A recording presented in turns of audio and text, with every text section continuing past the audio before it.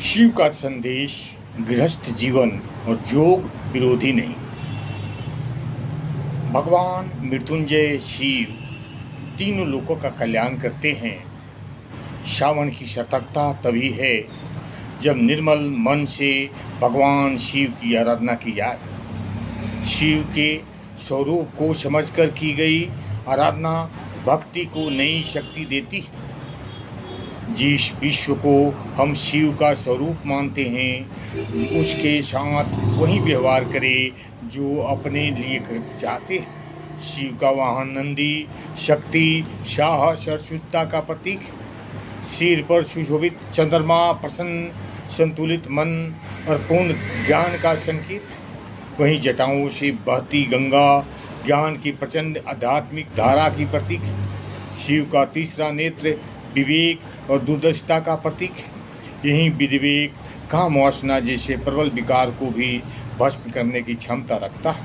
हर मनुष्य में यह ज्ञान चक्षु मौजूद है, आवश्यकता है केवल उसे जागृत करने की। शिव का नीलकंठ रूप जीवन की बड़ी सीख देता है। उन्होंने हलाल बीज को न तो निगला और न ही उगला, उसे कंठ में रोक लिया। इसे संदेश मिलता है विषक्ता को न भीतर उतारे न दूसरे तक फैलाए। अपमान कटुता और पीड़ा को सहकर भी लोक कल्याण की भावना बनाए रखना ही योग का परिपक्वता। लोगों का बुरा व्यवहार कई बार इंसान को अंदर से तोड़ देता है, लेकिन वही दर्द और कड़वा अनुभव बाद में उनकी सबसे बड़ी मानसिक शक्ति और सफलता की प्रेरणा बन जाता है। इसे लोग अपनी तरक्की की सीढ़ी बना लेते हैं। मुंडों की माला बताती है कि राजा हो या रंक, अंत सभी का मनुष्य मिट्टी में मिल जाता है। ये समत्व का संदेश है।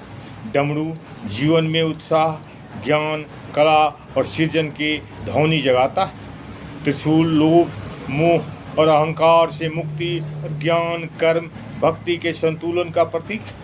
बागंबर साहस और संगशीलता की संदेश देता है, जबकि भस्म हमें जीवन की नश्वरता को बोध कराती। शिव का सबसे बड़ा संदेश शायद यही है कि गृहस्थ जीवन और योग एक दूसरे के विरोधी नहीं, पर परिवार और संसार के बीच रहते हुए भी आत्म कल्याण की साधना संभव है। यही शिवत्व है।